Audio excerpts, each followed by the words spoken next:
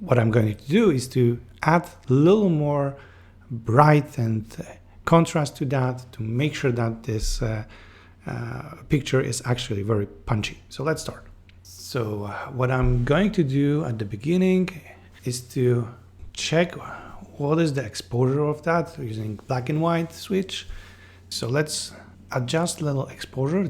It's obvious that it's overexposure right now, but let's keep that right now. And start with some sky.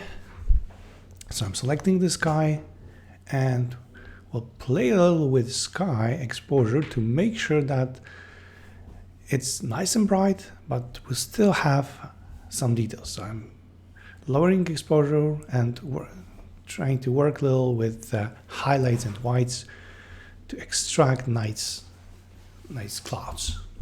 Okay. Now let's use the brush to select the bottom. I like to select those you don't have to be very precise because we are going to work only with some subset of that. So with the whites and blacks, and as you see on the mid section, the light that is reflecting from the water is getting much more visible, and as you see, it's not so flat as it was in the beginning. Let's now play a little with shadows, add a little more contrast, and it looks already much better.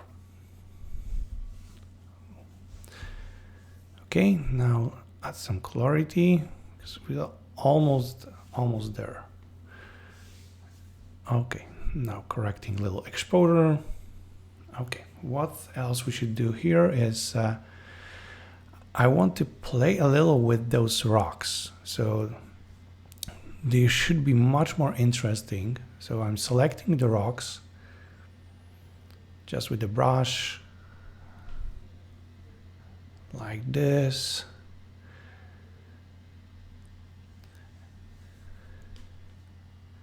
Okay, and let's add some clarity, make them a little more punchy. The haze, because we want a little more contrast and saturation with that, and make them a little less exposed because the sky and the water is pretty much bright, so we want to create a section of different level of exposure on our picture. Okay, and now I'm adding a little more saturation and bright to the colors, but I'm using calibration to that because that's much nicer and more punchy than using just a saturation slider. Okay, what I'm going to do is slightly correct the sky. It's mostly right now not to correct exposure of this, but mostly to correct the color. So I'm still a little playing with exposure, but just for the sake of getting right tone of the sky. I'm lowering the saturation to not have them to blue, to saturate it. I want to have little navy kind of look of the sky. I don't want it to be too teal because we have the water, and I want to have a contrast between them. So the last thing was just adjusting the vignette, and here it is. That's before and after.